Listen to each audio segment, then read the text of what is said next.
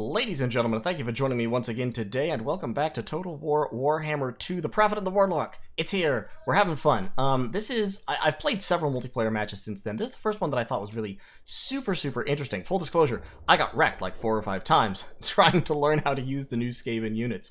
I'm starting to get a handle on it, but in this, I did not bring what I might call a full clan Scryer build. In this match. This is a Skaven versus Lizardmen matchup, so we're seeing some of the new units on both sides. I'm keeping it in slow motion because it does kind of start off here. But I have not brought any of the Jezzails or any of the Doomflayers or anything. Doomflayers are a little bit broken right now. I'm pretty sure they're going to get fixed. And I don't really want to get used to, like, relying on them before that. Warlock Jezzails might get nerfed. I don't know. I don't think they really deserve to be, but a lot of people are very outraged by them, so who knows what'll happen. But I have brought... in this match, I've actually brought Skrulk, which I often don't do, but I used to not bring him because he's super squishy, and I don't like that. He's very easy to snipe, which is the thing that Skaven really suffered. But with all the new tools that the Skaven have gotten, Lord sniping them is a lot riskier and a lot more difficult, and so I think it's become a lot less common. So I've brought Skrulk, I've brought his items, which are still just as powerful as they ever were, which is very. Stand Your Ground, the 2 summons, plus Bless with Filth and the Aura of Pestilence, and I brought him with... We actually do need to go into slow motion. I brought him with Blight Scab's Plague Pack. So, immune to psychology, excellent for fighting dinosaurs, good armor piercing, much better than regular Plague Monk Sensor Bearers, but still very squishy. So there is that. You really have to protect these guys if you at all can. But their melee stats are very good, and they're immune to psychology, and they contaminate, so they lower enemy leadership. So they're very solid for fighting in a blob.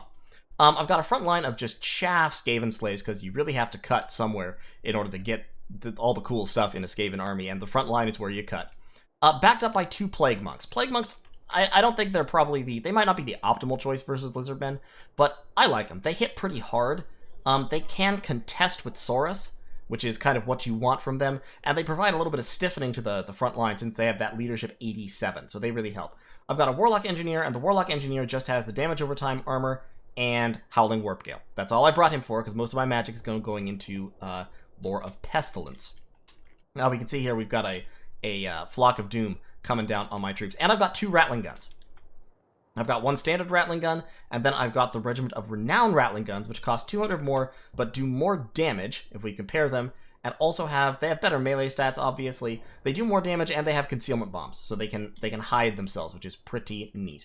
And then in the back, I have 3 Rat Ogres, which is more Rat Ogres than I tended to bring before. I usually brought 2, but I think I really do need more, since you're tending towards these heavier backline builds as Skaven, and 1 Poison Gutter Runner, mainly for the slowing effect and to pick at air units. Speaking of air units, my opponent, the Lizardman, has brought 10-1 on a Ripperdactyl, he's got Flock of Doom, obviously, and what else has he got?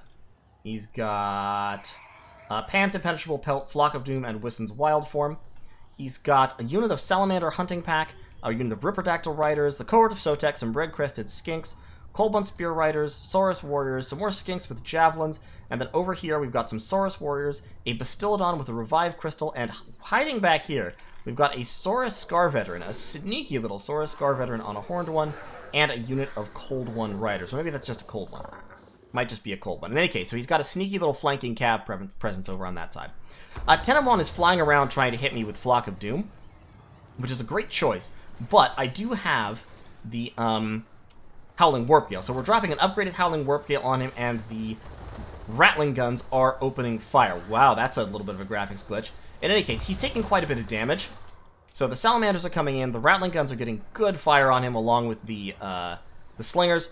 They're just poking, they're just pushing him off. He's taking some damage. I don't know why the Salamanders didn't actually go in right then. They maybe should have. But in any case, 10-1, taking some hurt. Coldbone Spear Riders, Skinks, and Salamanders are starting to come in, and the flanking cavalry has not yet begun to move. I've shifted my line. I started off kind of deployed in this little valley. I've shifted my line towards where I think the enemy is coming from. The Salamanders are charging in, being intercepted by Skaven Slave Spears. You gotta love their animations. They're good lizards. We like them. And we've got some Rat Ogres and Plague Monks coming in as well. Salamanders don't really want to be in this fight. Yes, they have high armor, but with the Rat Ogres and the Plague Monks to help cut them down, they really don't want to be in there. Now the cavalry is starting to move, so the cavalry is hoping to hook around behind and get into my Rattling guns while I'm distracted. Over on this side, we've got some Cold One Spear Riders charging into my Night Runners, but I do have Blight Scab's Plague Pack right there, and I have my Rat Ogres all massed up in this blob. So, slow motion time. A dinosaur is coming in. Both Rattling guns are still active, so this dinosaur is just dead. Just watch real quick.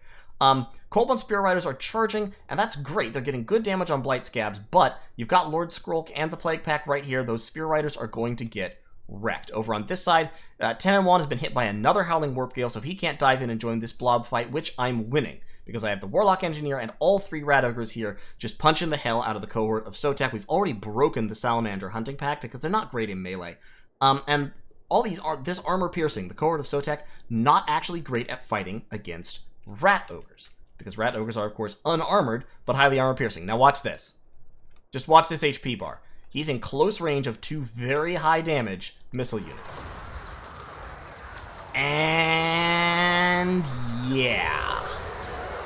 That's exactly where a dinosaur doesn't want to be. Half his HP bar in one double volley. The Gutter Runners with Poison are helping to slow down these Cold One Riders, and in just a moment we'll be moving to try and zone them out. We've dropped the Rod of Corruption, so we're doing a lot of damage to these Red-Crested Skinks and Cold One Spear Riders. The Night Runners are in melee because they can be in melee. They're okay with that. We're shifting our line of slaves to intercept the Cold One Riders. Cold One Riders are getting bogged up on chaff, and the Rattling guns are lining up on them, so they are wisely pulling out. Over here, the Red-Crested Skinks have broken, as have the cavalry. They're running, so all this is now freed up. The Plague Pack has taken about half damage, but they scored 42 kills, which isn't bad. This blob is still going fine. 10-1 has dived in, and he's got some Saurus Warriors in there, but as I said, Plague Monks do okay against Saurus Warriors, and they do really well against Skinks. So I'm fine with this fight going on like this. The Rattling guns, meanwhile, have lined up some flanking fire on the Saurus, and are tearing them to shreds because they're firing where their shields are not. So doing good work there. The flanking cavalry as pullback is trying to come in again. We've got some rallying Skaven slaves over here, and we're pulling the Rat Ogres out because they don't need to be in this fight. We're throwing in the Plague Pack, we're moving in the Gutter Runners with Poison, and I can see Ripperdactyls coming in.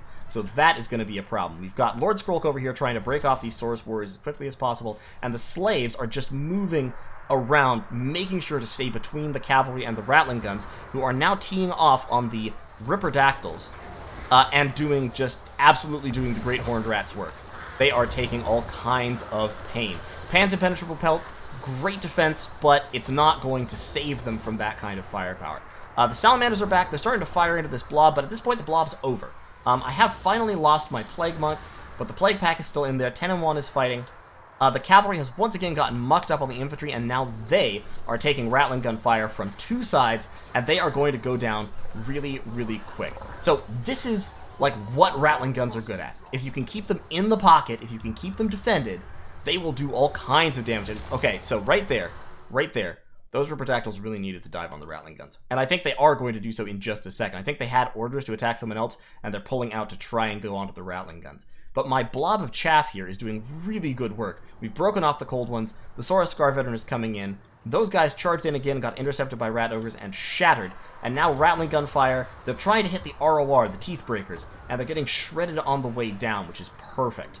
So, yeah, and then in comes more Rattling gun fire. Now, hilariously, this is actually going to do all kinds of damage to my own troops. But importantly, while that's going on, the Ripperdactyls are losing. They're doing a lot of damage, but they're losing. But in here, 10-1 has shattered, and so have the Saurus Warriors. So the blob is victorious. We got Skrulk in there and managed to just beat up the Lizard Man troops. That is Skaven firepower at its finest. Now, what happened here basically was I managed to keep my expensive and vulnerable ranged units online all battle. Blight Scab's Plague Pack and just the line of chaff was really useful for that. He didn't have... I would say the Lizardmen didn't have enough large targets to spread my fire, and they didn't come in...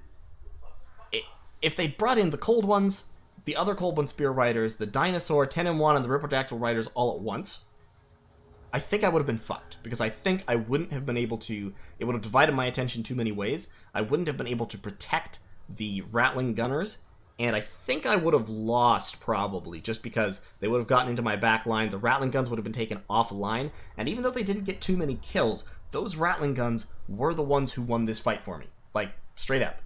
There's no question that the Ratling Guns won. The Ratling Guns burned down the Bastiladon in no time flat. The Ratling Guns routed off one of the units of Saurus. The Ratling Guns tore up the Ripperdactyls. The Ratling Guns tore up the Cold One Riders.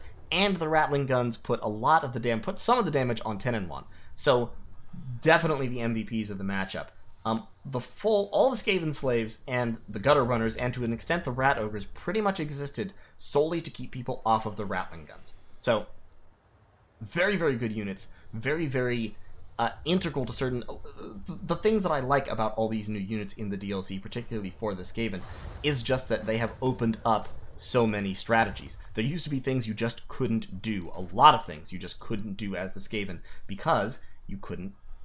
You didn't have the DPS, or you couldn't defend your back line. Well, Ratling Gunners are amazing at defending the back line. That's like their job. Ratling Gunners burn down cavalry and monsters that would otherwise charge into your back line and wipe you out. Jezzails are long-range DPS. It's not a whole lot of DPS, actually. Their damage is not high, but they're very accurate, so it's very reliable. So, I mean, other ranged units have, like, a unit of cannons, or like Warp Lightning Cannons. Warp Lightning Cannons have the capability of hitting somebody with, three bolts that do like 400 damage each. In which case, they'll take off, a third or a half of the health bar of a monster in one volley if you get lucky. Jezzails will never do that. Jezzails do like a few hundred damage a volley, but they very consistently do a few hundred damage a volley. And so, they're very, if you can keep them online, you know that you're going to get value from Jezzails as long as there is a target on the field that's valuable. Worst case scenario, you can sit them on the enemy lord and get value that way, if you can keep them online. They're difficult to keep online. You have to have a lot of good cover to keep these guys online. These guys are a little bit overpowered because they have snipe, and so they can't be counterfired at all, which is a little bit broken. Personally, I think these guys should probably be like 1300 or 1350, something like that, if they're going to keep snipe, or at this price, they could probably just lose snipe and drop to 1100 and be fine. But the regular Warplock Jezzails, useful, fragile. Personally, I'm not actually very good at them, so I tend not to use them very much. But Ratling Guns are amazing for me, for my style, just because they have that protective quality, whereas if you can manage to block up the unit that's attacking them even for a couple of minutes, the Ratling Guns themselves will chew it up, as long as they can shoot at it. Now, of course, the big problem is if you have fast cavalry coming in who can actually charge through your Skaven Slaves, which many cavalry can, then your Ratling Guns are probably SOL. But, yeah, also, the Plague Pack. Like, as I've said before, I've always hated Plague Monk Sensor Bearers. They're super fragile, they don't deal really enough damage to compensate, but the Plague Pack, for 200 more, gets pretty significant stat increases, specifically plus 10 melee defense. Like, its melee attack only goes up by 6, but melee defense goes up by 10, which is fantastic. I love it so.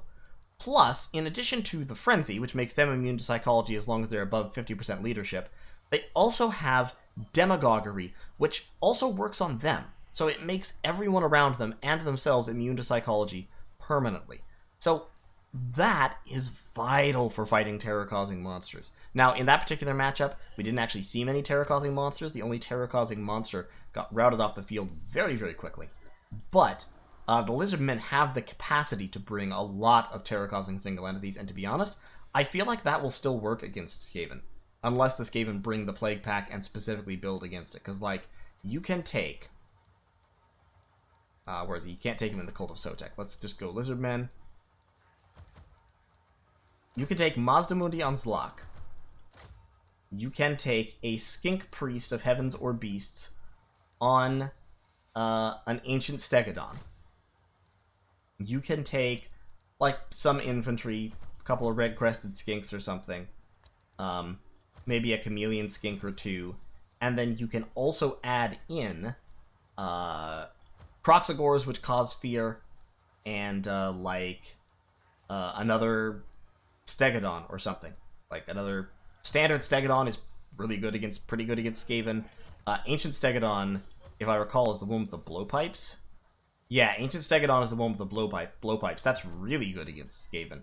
And, like, I don't know, something else. You can bring like 3 or 4 terror or fear-causing units against the Skaven and just really, really bully them. So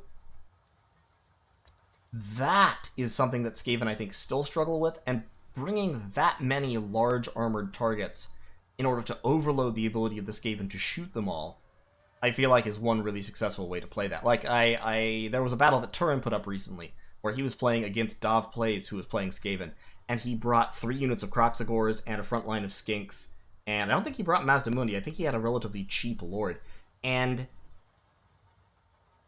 the Kroxigors just won him the battle because they weren't being shot enough. There weren't enough shooters to kill all the Kroxigors and his dinosaurs and everything else, which is, I think, what you have to do against the Skaven if you're going to play that style. You just overload them with targets, because as much damage as they deal, Ratling guns can still only shoot one thing at a time. Jezzails don't deal much damage for their price. It's steady, but it's not burst damage. So they can snipe out, like, foot characters, which is an interesting capacity that most units have not had before. But against Warblock Jezzails, ironically, it's actually better, in my opinion, to bring a big monster than it is to bring a foot character. Like, if you bring Krokgar on Grimlock, who has 6,200 hit points, he's actually going to be a lot more resilient against Jezzails than he is on a Cold One. Because on a Cold One, he only has 4,100 hit points, and, well, the Jezzails can hit the Cold One, and they can hit the Carnosaur. So the Cold One doesn't give you a whole lot more dodginess. In fact, Carnosaurs are actually kind of hard for Jezzails to hit. They miss probably 30% of the time against Carnosaurs specifically. But, yeah, the point being, the defense against Jezzails is actually just hit points. Now, the defense against Ratling guns is being small and fast, so there is kind of that trade-off. You pretty much have to disable one or the other if the Skaven have brought both before you close in. But I think as Lizardmen or anyone else who has access to efficient, large terror-causing monsters, I think you can actually monster mash the Skaven and just overwhelm their ability to choose targets. Hell, you could probably do it as the Greenskins. I mean, as the Greenskins against Skaven, you could probably bring 3 Trolls, double Spiders, and be reasonably successful. Or actually, shit, you could probably bring a Giant. Giants have almost 10,000 hit points. I mean, the Giant will concentrate all their firepower on that for sure, and then your light cavalry can get around the back, because Greenskins have, you know... yeah, bring a couple of Trolls. Bring a bunch of Squig Hoppers for getting around the back lines. Bring Durkit Squigs.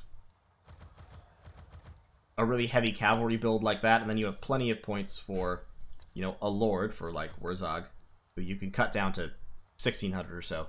And some infantry. Anyway, just a little bit of discussion about the Skaven. But basically, it was an interesting fight. I'm really glad to see that the Ratling guns work in the way that I anticipated them working. I'm getting a lot better at the game, which is great, and I'll definitely be playing a lot more. It's a little bit hard to get quick battles as Skaven sometimes. A lot of people are dodging Skaven because they're salty about the weapon teams, which, okay, you can do that if you like. They're not actually particularly overpowered. Doomflayers. I'm going to go out and say I think Doomflayers are overpowered in their current incarnation. Not because of their stats necessarily. Their stats aren't bad, strong, but not out of line for their price. The problem is just that their hitboxes are so small, because they're such small models, that it's very, very hard to shoot them, which should be the logical counter to them. So I do hope that that's changed, and I anticipate that it will be changed.